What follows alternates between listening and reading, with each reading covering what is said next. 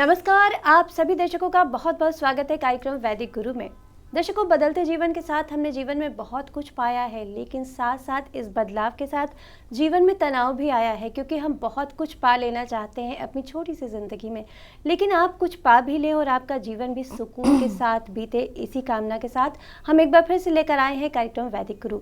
हमारे साथ इस समय स्टूडियो में मौजूद है छाया गिरी जी, जो टैरो कार्ड रीडर हैं। बताएंगी आपको कि टैरो के माध्यम से कैसे आपका जीवन आसान हो सकता है, जीवन की समस्याओं का समाधान हो सकता है। तमाम जानकारी देने के लिए स्वागत करते हैं छाया जी का स्टूडियो में।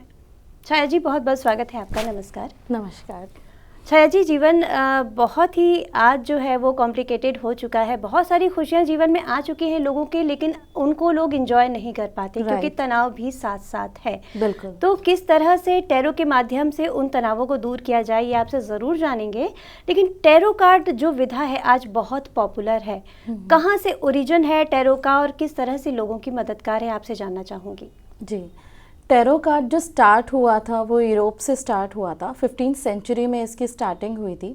स्टार्टिंग में लोग इसको एज ए गेम की तरह लेते थे, लोग इसको खेलने वाले पत्तों की तरह यूज़ करते थे।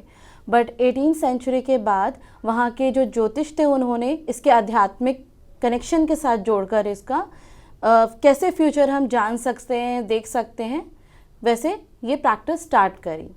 स्टार्टिंग में इसको वहाँ के राजा महाराजा यूज़ करते थे, ये जानने के लिए अगर हम किसी दूसरे राज्य के साथ अगर युद्ध करते हैं तो इसका रिजल्ट कैसा रहेगा, और अगर हम संधि कहते हैं तो इसका फ्यूचर कैसा रहेगा, सक्सेसफुल रहेगा नहीं रहेगा, ये जानने के लिए उस टाइम पे टैरो कार्ड रीडिंग का सहारा लिया जाता था।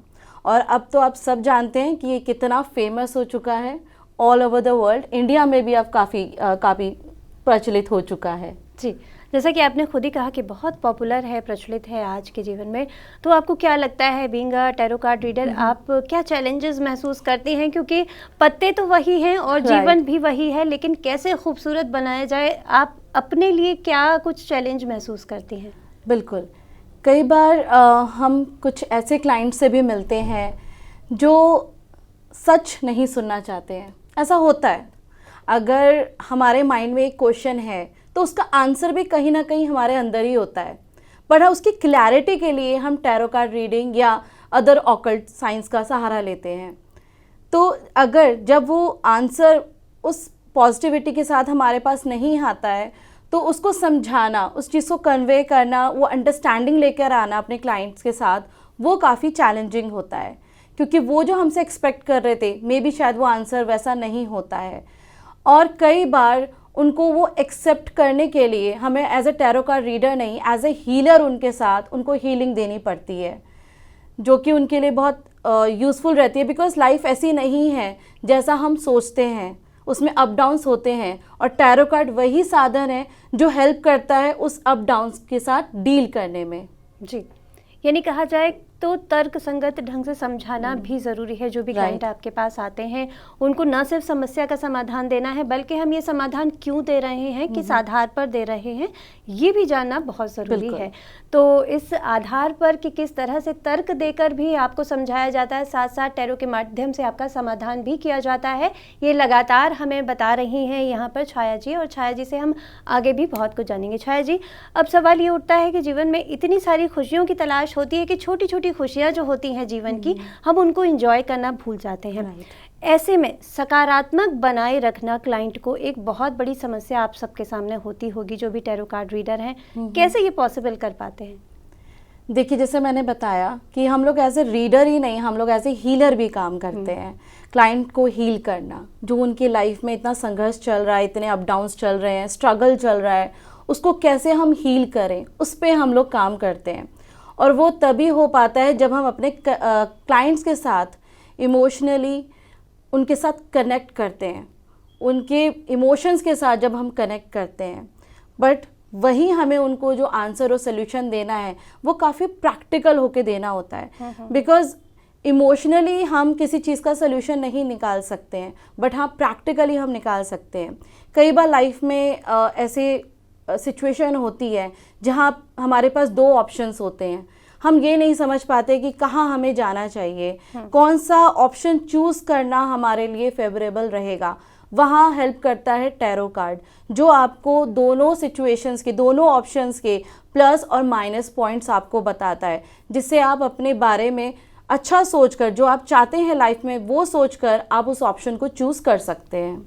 जी, आगे भी आपसे बहुत कुछ जानेंगे। अभी हमारे पास बहुत सारे जन्म तिथि का डिटेल आ चुका है जो जानना चाहते हैं आपसे कि उनके जीवन में क्या कुछ घटना होने वाली है या कुछ शुभ घटना होने वाली है, तो उसके लिए आपको जन्म तिथि बता देते हैं। सबसे पहले ये मेल है हमारे पास 21/9/1987 का जन्म का डिटेल लिखा हुआ है। जानना चाहते हैं कि संतान की प्राप्ति कब तक होगी, और इन्होंने नाम नहीं लिखा है, चाहते हैं कि इनका नाम न जाहिर किया जाए, तो बताइएगा कि इनकी जो इच्छा है वो कब तक पूरी होगी। देख लेते हैं कि आपकी जो जन्म तिथि है उसके अनुसार जो आपका मन का कार्य है वो कब तक संपन्न होगा। जी, एक्चुअली क्या है कि ये बेबी तो प्लान कर रहे हैं, संतान प्राप्ति की इच्छा तो है, पर इनके माइंड में ना और भी बहुत सारी चीज़ें चल रही हैं, जैसे फाइनेंशियल स्टेबिलिटी, करियर स्टेबिलिटी, मतलब वो फोकस नहीं है उनका अभी कि मुझे अगर अभी बेबी प्लान करना है, तो होता है ना बहुत सारी चीज़ें होती हैं, मेडिकल ट्रीटमेंट्स और काफ़ी चीज़ें होती हैं, तो अभी ना उनका फोकस नहीं, एक्चुअली उनका फोकस जो है ना वो डिस्ट्रैक्टेड है। तो अभी उनको ना थोड़ा सा, एक तो मेडिकल ट्रीटमेंट की जो उनके पार्टनर को है रिक्वायर्ड है, तो उनको एक बार डॉक्टर से कंसर्न करना चाहिए। तो ऐसी कोई भी प्रॉब्लम नहीं है, जल्दी आपको गुड न्यूज़ मिल जाएगी, बट आपको एक बार मेडिकल कंसर्न करना ज़रूरी है। जी, तो चलिए यहाँ पर आपकी समस्या का समाधान हो गया है। आगे बढ़ते हैं। अगला जो हमारे पास डिटेल है वो है 27/6/2002 का इनका डिटेल है, और वंश नाम है इनका। जानना चाहते हैं कि करियर कैसा रहेगा। 27 जून 2002। तो देख लेते हैं वंश कि आपका करियर कैसा रहेगा, क्या कहते हैं टैरो कार्ड्स। कार्ड शफल हो रहे हैं।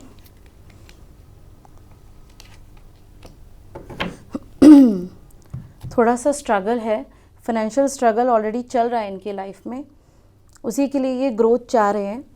आफ्टर 5 मंथ्स इनको वो स्टेबिलिटी मिलेगी, करियर में स्टेबिलिटी मिलेगी, पर तब तक ये है कि थोड़ा सा स्ट्रगल आपको करना पड़ेगा करियर में, और अपॉर्चुनिटीज़ को आपको देखना होगा, थोड़ा एक्सप्लोर भी करना होगा। After 6 month you will be you will blessed with stable career. जी, कोई रेमेडी भी इनको बताना चाहेंगे अच्छे भविष्य के लिए। अच्छे भविष्य के लिए, करियर के लिए जो बेसिकली जो हम सजेशन देते हैं वो होता है कि ग्रीन कलर को प्रमोट करना। Green is for growth. तो आप चाहें तो संडे वाले दिन गाय को आप ग्रीन चारा खिला सकते हैं, जैसे पालक हो गया, जो भी जो भी आपके लिए कन्वीनियंट रहे आप वो दान दे सकते हैं। उससे भी आपको ग्रोथ करने में आपको हेल्प मिलेगी। जी, वैसे अमूमन देखा जाता है कि जो गाय को चारा खिलाने को बुधवार को बताया जाता है, लेकिन आपने यहाँ पे रविवार का दिन चुना, ऐसा क्यों? क्योंकि संडे जो होता है ना वो सन को रिप्रेजेंट करता है, और ग्रीन इज़ फॉर ग्रोथ। तो जब दोनों का कॉम्बिनेशन होगा तो इनको एक तो ऊंचाइयां भी मिलेंगी और साथ में उनका करियर भी ग्रो करेगा। बहुत अच्छी बात है, और करियर की ऊंचाइयां इनको मिले, हम यही कामना करते हैं। आगे बढ़ते हैं। 16/3/1983 का जन्म डिटेल हमारे पास आ चुका है। शेखर जी की ये मेल है हमारे पास। जानना चाहते हैं कि एक जॉब जिसमें इनको सेटिस्फैक्शन हो वो कब तक प्राप्त होगी। देख लेते हैं शेखर जी कि आपकी जो जन्म तिथि है वो क्या बता रही है, कब तक आपको स्टेबिलिटी मिलेगी जॉब में। 5 to 6 मंथ लगेंगे, पर जैसे अभी हमने बात करी थी कि लोग छोटी छोटी खुशियों में खुश नहीं होते हैं, तो वही यहाँ पे भी वही दिख रहा है कि जो चीज़ें हैं उसमें उनको सेटिस्फैक्शन नहीं मिल रहा है, जबकि उनके पास वो सब चीज़ें हैं जो एक पर्सन के पास होनी चाहिए, एक अच्छे करियर के लिए होनी चाहिए। बट जैसा वो चाह रहे हैं ना वो आपको 5 to 6 मंथ्स में मिल जाएगा। जी, इनको मिल जाएगा ये आपने बता दिया, लेकिन क्या कोई रेमेडी ज़रूरी है यहाँ पर? कार्ड्स क्या कह रहे हैं? रेमेडी वही है कि एक तो सेल्फ सेटिस्फैक्शन बहुत ज़रूरी है यहाँ पर। देखो, टैरो में हम लोग ना बहुत प्रैक्टिकल रेमेडीज़ देते हैं, वो रेमेडीज़ जो हम कर सकते हैं, वैसे ही नहीं जो हम एक बार करें और नेक्स्ट टाइम नहीं कर पाएँ, क्योंकि रेमेडीज़ का फ़ायदा तभी है जब हम वो प्रैक्टिकली करना स्टार्ट करते हैं। तो यहाँ पे इनके लिए रेमेडी यही है कि सेल्फ सेटिस्फैक्शन अभी यहाँ बहुत ज़रूरी है, जो कि उनको नहीं मिल पा रही है। Meditation is the key. आप मेडिटेशन कीजिए, जितना आप मेडिटेट करेंगे ना, आप अपने आप में ही सेल्फ बहुत ज़्यादा आप अपने आप को ब्लेस्ड मानेंगे कि जो मेरे पास है वो बहुत अच्छा है, और उसी में आपको खुशियाँ मिलेंगी। और आफ्टर 6 मंथ तो आपको स्टेबिलिटी मिल ही रही है। छाया जी, आगे बढ़ते हैं और बहुत सारे लोगों की समस्याओं का समाधान आप कर रही हैं। मुझे लगता है कि लोग ज़रूर नोट डाउन कर रहे होंगे। एक डिटेल और हमारे पास आया हुआ है, 12/9/72 का इनका जन्म है। नाम इन्होंने नहीं चाहा है कि हम यहाँ पर मंच के माध्यम से, यहाँ कार्यक्रम के माध्यम से बताएं। जानना चाहते हैं कि उम्र बहुत ज़्यादा है, क्या सरकारी नौकरी की गुंजाइश है? क्योंकि जब ये किसी को कुंडली दिखाते हैं तो ये बात सामने आती है कि नहीं, हाँ अभी सरकारी नौकरी की गुंजाइश है, लेकिन टैरो कार्ड क्या कहते हैं? ठीक है, क्योंकि हर जॉब की एक एज लिमिट होती है, तो चेक कर लेते हैं, देख लेते हैं कि कार्ड्स क्या कह रहे हैं। पहले तो मैं इनके बारे में ये बताना चाहूँगी कि ऐसा नहीं है कि पहले इनको अपॉर्चुनिटी नहीं मिली है, इनको अपॉर्चुनिटी मिली है। जो इन्होंने अपने बचपने के कारण उन्होंने वो अपॉर्चुनिटी ना मिस कर दी है, और अभी इनको क्या जो भी चल रहा है ना वो ये है कि खुद ही कंफ्यूज है कि मुझे प्राइवेट जॉब में रहना चाहिए, गवर्नमेंट जॉब में रहना चाहिए। तो पहले आप उसको थोड़ा क्लियर कीजिए कि आपको अपने करियर में क्या चाहिए, कि आपको सीरियसली गवर्नमेंट जॉब के लिए जाना है। अगर गवर्नमेंट जॉब में जाना है तो मैं आपको एक रेमेडी शेयर कर देती हूँ कि आप मॉर्निंग में जब सूर्य उदय होता है ना, तब आप जल चढ़ाइए सूर्य देवता को, क्योंकि वो एक तो क्या होगा कि आपको क्लैरिटी भी थोड़ा टाइम के बाद मिलेगी कि एग्जैक्टली आपको करियर में चाहिए क्या, और ये आपको जॉब में स्टेबिलिटी और ग्रोथ में आपको हेल्प भी करेगी। जी, तो ये इनके कार्ड्स आपने कहा कि बता रहे हैं कि हाँ, अभी जॉब की गुंजाइश है सरकारी नौकरी एक्चुअली की। क्या है कि इनको ना अभी खुद ही उनको क्लैरिटी नहीं है कि लेकिन कार्ड्स क्या कह रहे हैं? कार्ड्स तो इनके पॉजिटिव आ रहे हैं, बट इनको गाइडेंस ये दी जा रही है कि आपको थोड़ी सी क्लैरिटी की ज़रूरत है कि आपको गवर्नमेंट जॉब में जाना भी है कि नहीं जाना है। बिकॉज इनका जो प्राइवेट जॉब भी है वो भी ठीक है, इनका कोई ऐसी प्रॉब्लम नहीं है। और इनके साथ ये हुआ है कि पास्ट में भी इनको ऐसा नहीं कि अपॉर्चुनिटी नहीं रही है या इनके माइंड सेट में नहीं रहा है, बट कुछ ना कुछ सिचुएशन ऐसी रही है कि वो अपॉर्चुनिटी इससे हमेशा मिस हुई है इनसे, कभी इनकी गलतियों की वजह से, कभी सिचुएशंस की वजह से मिस हुई हैं। बट आगे सिचुएशंस ठीक हैं, बस आपको थोड़ा सा फोकस रखना है, क्लैरिटी रखनी है। तो दर्शकों, यहाँ पर लगातार आप सभी का मार्गदर्शन किया जा रहा है, आपको बताया जा रहा है कि यदि आपके जीवन में कोई भी समस्या है तो टैरो कार्ड के माध्यम से उसका समाधान हो सकता है। यदि आपको भी लगता है कि आपके जीवन में कोई भी समस्या है तो नंबर्स और डिटेल्स लगातार आपकी टीवी स्क्रीन पर बने हुए हैं। आगे बढ़ते हैं छाया जी, और बात करना चाहेंगे टैरो कार्ड के बारे में। टैरो कार्ड ऑकल्ट साइंस की बाकी विधाओं से किस तरह से अलग है? चाहे वो एस्ट्रोलॉजी है, न्यूमरोलॉजी है या टैरो रीडिंग है, हम सब एक ही ऑकल्ट साइंस के पार्ट हैं। पर टैरो रीडिंग बाकी से अलग इसलिए है क्योंकि इसमें आपका चाहिए सिर्फ नाम और आपके साथ एक कनेक्शन जो हम आपके नाम के थ्रू करते हैं। बाकी साइंस में ज़रूरत होती है आपके डेट ऑफ बर्थ की, प्लेस ऑफ बर्थ की। बट आजकल जिस तरीके की लाइफ हो गई है, हमें अपना नाम ही याद रहता है, वही बहुत बड़ी बात है। तो ये साइंस बहुत इफ़ेक्टिव हो जाती है वहाँ पे जहाँ आपको प्रॉपर डिटेल्स पता नहीं होती है। ये वहाँ भी बहुत हेल्पफुल रहती है जहाँ आप किसी थर्ड पर्सन या सेकंड पर्सन के बारे में जानना चाहते हैं, क्योंकि आपको उनका नाम तो पता होता है पर उनकी डिटेल्स पता नहीं होती है। तो वहाँ पे भी आप टैरो रीडिंग के थ्रू आप जान सकते हैं कि आपको उनके साथ रिलेशन आगे कैसे रखना है, या आपको अपने करियर में आगे ग्रो कैसे करना है, कहाँ पे ग्रो करना है, without date of birth, only with your name. जी, बहुत ही अच्छी बात है यहाँ पर कि सिर्फ डेट ऑफ बर्थ के माध्यम से भी समस्या का समाधान हो जाता है। नहीं तो देखा ये जी, नाम या फिर date of birth, date of birth नहीं भी हो तो चलेगा, बट डेट ऑफ बर्थ इसलिए चाहिए होता है क्योंकि देखिए, अगर समझ लीजिए कोई राकेश क्वेश्चन पूछ रहा है तो हमें नहीं पता कि कौन सा राकेश पूछ रहा है। अब हमें अपने कार्ड्स के साथ कनेक्शन करना है, तो अगर हमें डेट ऑफ बर्थ पता होता है तो एक अच्छा, एक ब्रीफ, एक होता है ना क्रिस्प क्वेश्चन हम पुट कर लेते हैं अपने कार्ड्स के साथ। बट मान लीजिए अगर किसी को डेट ऑफ बर्थ भी नहीं पता है तो ऐसा नहीं है कि वो जान नहीं सकता है, वो अपने नाम के थ्रू भी जान सकता है, बस हमें उसके साथ कनेक्शन करना होता है। तभी कहते हैं ना, intuition is very important part in tarot card reading. वो इसीलिए है क्योंकि जिससे हम उस पर्सन के साथ भी कनेक्शन कर सकें, बिठा सकें, जिनके बारे में हम कुछ जानते भी नहीं हैं। छाया जी, अभी आपने बात की इंट्यूशन की, मैं जानना चाहूँगी कि टैरो कार्ड रीडिंग में जब बात हो इंट्यूशन की, तो क्या रोल होता है टैरो कार्ड रीडिंग के दौरान? इंट्यूशन का बहुत इम्पॉर्टेंट रोल होता है टैरो रीडिंग में, क्योंकि टैरो रीडिंग में आप कनेक्शन ही आप एक एनर्जी के साथ आप करते हो, तो जिसके लिए इंट्यूशन स्ट्रॉन्ग होना बहुत इम्पॉर्टेंट होता है। जैसे मैंने बताया कि टैरो रीडिंग में आपको डेट ऑफ बर्थ या प्लेस ऑफ बर्थ की रिक्वायरमेंट नहीं होती है, आपको सिर्फ नाम की ज़रूरत होती है और क्लाइंट के साथ कनेक्शन की ज़रूरत होती है। वो तभी बिल्ड होता है जब आपका इंट्यूशन स्ट्रॉन्ग होता है। तो इसलिए इंट्यूशन का स्ट्रॉन्ग होना बहुत इम्पॉर्टेंट होता है। और कई बार जो कार्ड में आ रहा होता है, कई बार वो कनेक्शन नहीं हो पाता है, ड्यू टू कुछ भी रीज़न हो सकता है, कनेक्ट नहीं हो पाता है आंसर्स के साथ।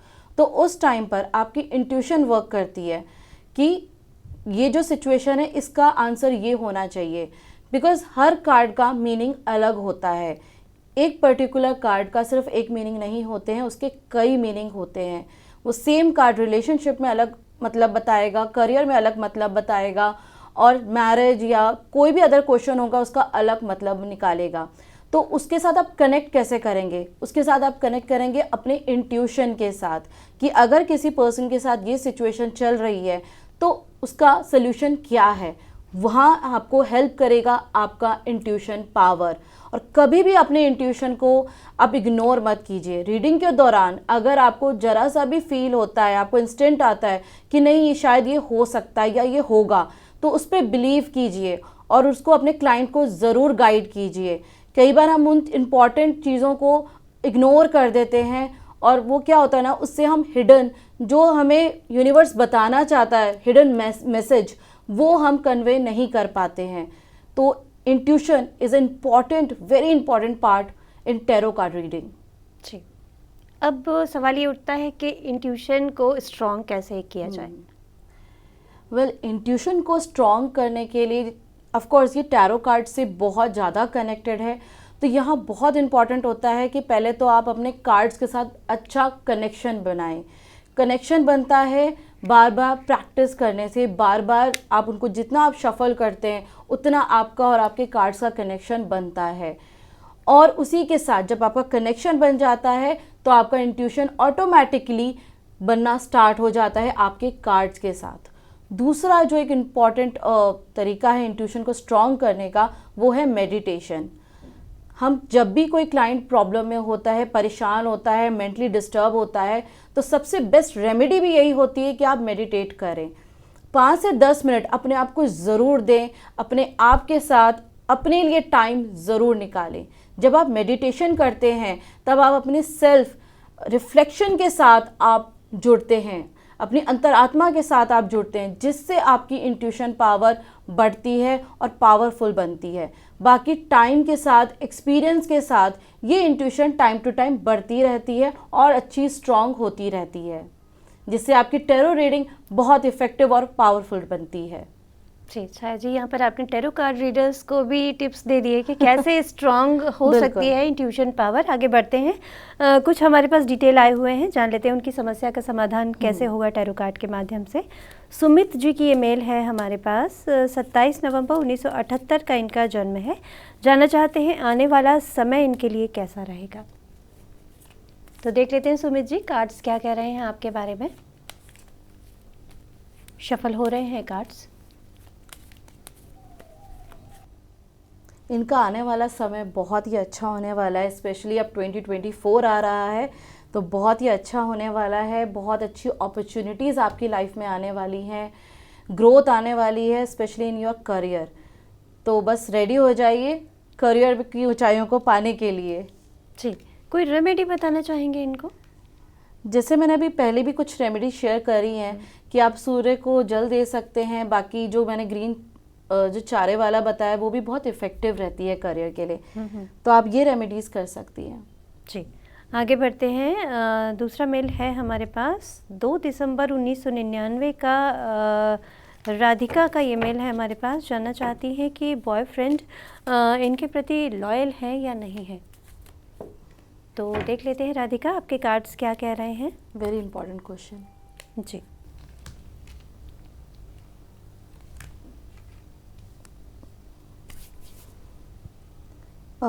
वेल राधिका, थोड़ा आपको अपने पार्टनर पे थोड़ा ध्यान देने की अभी ज़रूरत है। रीज़न ये है कि लॉयल्टी तो इतना शो नहीं हो रही है, बहुत बुरा लग रहा है ये बोलते हुए, क्योंकि अभी उनको थोड़ा सा फाइनेंस को लेकर उनका माइंडसेट अभी ज़्यादा है, तो अभी रिलेशनशिप को लेकर इतना ज़्यादा सीरियस नहीं है। बट हाँ, आफ्टर 5 to 6 मंथ एक दिख रहा है चांसेस कि उनका जब करियर थोड़ा ठीक हो जाएगा फिर वो आपके रिलेशनशिप के बारे में भी सीरियसली सोचेंगे। बट अभी फ़िलहाल उनका जो फोकस है वो उनके करियर और फाइनेंस की तरफ ज़्यादा है। जी, तो ये कहा जा सकता है कि भविष्य इनका साथ में हो सकता है, बट अभी अभी जो नहीं, डाइवर्जन हाँ, है वो अभी नहीं। फाइनेंशियल स्ट्रॉन्गबिलिटी की तरफ है। आगे बढ़ते हैं और साक्षी जी का ये मेल है हमारे पास। इनका जन्म है 30 दिसंबर 1990 का। जानना चाहती हैं कि अपना घर कब तक बन पाएगा और शादी को 7 महीने हो गए हैं, संतान की प्राप्ति कब तक होगी। जी, तो देख लेते हैं साक्षी जी, कार्ड आपके क्या कह रहे हैं। संतान की प्राप्ति नेक्स्ट ईयर के एंड तक की चांसेस हैं और घर भी बन सकता है, but it will take time, at least 2 years लगेंगे। मतलब 2025 के एंड तक आपका घर बन जाएगा। बट हाँ, संतान प्राप्ति 2024 के एंड में हो जाएगी। जी, कंग्रेचुलेशंस। जी बिल्कुल साक्षी जी, आपके लिए बहुत ही शुभ सूचना है और लगातार दर्शकों आप सभी का मार्गदर्शन किया जा रहा है। आपको बताया जा रहा है कि टैरो किस तरह से आपके मददगार हो सकते हैं। कोई भी फील्ड हो जीवन की, कोई भी क्षेत्र हो, हर क्षेत्र में टैरो कार्ड आपकी मदद करते हैं। चाहे आपको नौकरी का चुनाव करना हो, चाहे आपकी शारीरिक समस्या हो, मानसिक समस्या हो, आर्थिक समस्या हो, कोई भी समस्या हो, हर समस्या का समाधान आपको टैरो कार्ड के माध्यम से मिल सकता है। ज़रूरत है तो आपको भी एक प्रयास करने की, आगे बढ़ने की, और नंबर्स उसके लिए लगातार टीवी स्क्रीन पर बने हुए हैं। आप संपर्क कर सकते हैं और अपनी समस्याओं का समाधान प्राप्त कर सकते हैं। आगे बढ़ते हैं छाया जी और बात कर लेते हैं टैरो कार्ड के माध्यम से जो आप लोग रेमेडीज़ देते हैं। मैंने देखा है कि अक्सर क्रिस्टल के माध्यम से बहुत सारी रेमेडीज़ बताई जाती हैं। ऐसा किस लिए इतना महत्व दिया जाता है क्रिस्टल्स को? पहले आपने देखा होगा कि एस्ट्रोलॉजर्स या बाकी ऑकल्ट साइंस में दिया जाता था, जैसे रूबी, पुखराज, इस तरीके के स्टोन्स दिए जाते थे जो कि बहुत एक्सपेंसिव होते थे और ओरिजिनल मिलना भी बहुत एक डिफ़िकल्ट टास्क होता था। हर कोई उसको अफोर्ड नहीं कर पाता था। तो उसका बहुत अच्छा सब्स्टिट्यूट है क्रिस्टल्स। क्रिस्टल्स एक तो आपको बहुत इजीली अवेलेबल हो जाते हैं, दूसरे ये बहुत ही बजट फ्रेंडली होते हैं, तो आपके लिए ये बहुत इफ़ेक्टिवली वर्क करते हैं। तो इसलिए आजकल के एरा में क्रिस्टल्स बहुत ज़्यादा ट्रेंड में आ गए हैं। दूसरे ये बहुत स्मार्ट भी लगते हैं, स्टाइलिश भी लगते हैं, तो लोग इजीली इसको वेयर भी कर लेते हैं और इनका मेंटेनेंस भी बहुत ज़्यादा नहीं होता है। तो ये बहुत एक अच्छा सब्स्टिट्यूट है अगर आप क्रिस्टल्स को वेयर करते हैं। जी, बात करें छाया जी, अगर हम क्रिस्टल्स को किस तरह से उपयोग में ला सकते हैं, क्योंकि ये जानना बेहद ज़रूरी होता है कि किसी चीज़ का हम इस्तेमाल कर रहे हैं तो उसके पीछे लॉजिक क्या है, किस लिए हम इस्तेमाल कर रहे हैं, और उसकी प्रॉपर जानकारी भी बेहद ज़रूरी होती है। तो तमाम तरीके की समस्याएं लोगों के जीवन में होती हैं, जैसा कि मैंने कहा, शारीरिक, मानसिक, आर्थिक और रिलेशंस को लेकर। तो किसको कौन से क्रिस्टल्स यूज़ करने चाहिए? आज हम 2 जो इम्पॉर्टेंट क्रिस्टल्स हैं ना उनके बारे में बात करते हैं। रिलेशनशिप के लिए तो सबसे अच्छा क्रिस्टल होता है रोज़ क्वार्ट्ज, जिसको आप एज ए रिंग भी पहन सकते हैं, आप उसको एज ए ब्रेसलेट भी पहन सकते हैं, और भी अलग डिफरेंट फॉर्म्स में ये मिल जाते हैं। तो आप वैसे आप यूज़ कर सकते हैं। आप इसको बेडरूम में रख सकते हैं, इससे आपके और आपके पार्टनर का रिलेशनशिप स्ट्रॉन्ग होता है। और दूसरा जो सबसे ज़्यादा जो कॉमन प्रॉब्लम रहती है वो रहती है फाइनेंस की। पैसा सबको चाहिए, तो उसके लिए सबसे अच्छा क्रिस्टल है पायराइट्स, जो कि बहुत ही इजीली अवेलेबल है, वो भी बहुत ही रीज़नेबल रेट्स में। आप उसको आप पहन सकते हैं राइट हैंड में। मैं आपको यहाँ पे क्लियर करना चाहूँगी, तो क्रिस्टल सिर्फ लेना ही नहीं, उसको पहनना भी बहुत इम्पॉर्टेंट होता है कि कौन से राइट साइड में पहनना है या लेफ़्ट साइड में पहनना है, ये जानकारी प्रॉपर होनी इम्पॉर्टेंट है। अगर आप किसी चीज़ को लेना चाहते हैं अपनी लाइफ में, तो आप उसको राइट साइड में पहने। और अगर आप किसी चीज़ को देना चाहते हैं तो उसको आप लेफ़्ट साइड में पहनिए। आई थिंक ये बहुत ईजी तरीका होगा समझना कि आप लाइफ में चाहते क्या हैं। जैसे रोज़ क्वार्ट्स को कहा जाता है कि उसको लेफ़्ट साइड में पहनना चाहिए, क्योंकि जिससे आपकी जो रिलेशनशिप है वो स्ट्रॉन्ग होगी। और पैसा ऐसी चीज़ है जो हमें चाहिए, तो पाइराइट्स को राइट साइड में पहनना चाहिए, जिससे हमारी लाइफ में ग्रोथ आए, प्रॉस्पेरिटी आए और नई नई अपॉर्चुनिटीज़ मिले हमें पैसा और अर्न करने के लिए। पाइराइट की एक इम्पॉर्टेंट चीज़ ये भी होती है कि इसको कभी पानी में नहीं रखना चाहिए। बाकी जो क्रिस्टल्स होते हैं आप उनको क्लीन कर सकते हैं रनिंग वाटर में, बट पाइराइट एक ऐसा क्रिस्टल है जिसको आप वाटर में क्लीन नहीं कर सकते हैं। तो कभी भी पाइराइट पहनकर वाटर के टच में उसको नहीं लेकर आना चाहिए, क्योंकि इससे केमिकल भी रिलीज़ होता है जो कि बहुत ही पॉइजनस होता है। एक और चीज़ जो ध्यान रखने वाली है कि जब भी आप इसको टाइम टू टाइम इसको क्लीन करते रहें, सिर्फ पाइराइट को नहीं, जो भी क्रिस्टल या स्टोन आप पहन रहे हैं टाइम टू टाइम उसको क्लीन करना बहुत इंपॉर्टेंट होता है, क्योंकि वो एनर्जी सक कर रहा है, वो अपने अंदर एनर्जी ले रहा है। तो क्लीनिंग इज़ वेरी इंपॉर्टेंट, जिससे वो सारी नेगेटिविटी जो भी चीज़ उसने ग्रास्प की है वो टाइम टू टाइम निकलती रहे। तो पाइराइट को अब हम कैसे क्लीन करेंगे? पानी में नहीं कर सकते हैं, तो इसको हम सनलाइट में रखेंगे। मूनलाइट बहुत ही अच्छा टाइम होता है अपने क्रिस्टल्स को चार्ज करने के लिए। तो आप अपने क्रिस्टल्स को मून लाइट पे, जिस दिन भी फुल मून हो, आप अपने क्रिस्टल को बाहर रख दीजिए रात को चार्ज होने के लिए। इनफैक्ट एक और रेमेडी मैं आपके साथ शेयर करना चाहूँगी। अगर आपको लगता है ना कि एनर्जी की कमी हो रही है, इमोशनली बहुत ज़्यादा इम्बैलेंस हैं आप, तो एक ग्लास बॉटल में या फिर कांच के ग्लास को पानी फिल कर आप उसको फुल मून लाइट पे बाहर रख दीजिए, जिससे उसकी एनर्जी वो ले सके। उसके ऊपर आप एक छन्नी रख सकते हैं जिससे सनलाइट अंदर जाए। उस वाटर को जब वो वाटर चार्ज हो जाए और जब आप उसको पिएंगे तो वो आपके लिए एक एनर्जी बूस्टर का काम करेगा, आपको इमोशनली बैलेंस रखने का वो काम करेगा। तो इस तरीके से आप अपने पाइराइट्स को टाइम टू टाइम चार्ज ज़रूर करें। छाया जी, बहुत ही यहाँ पर आपसे अमूल्य जानकारी हमें मिली है। आगे भी आपसे कभी चर्चा जारी रहेगी। फिलहाल आज के लिए बस इतना ही। आप स्टूडियो में आई, इतनी अमूल्य जानकारी दी, उसके लिए आपका बहुत बहुत धन्यवाद। Thank you.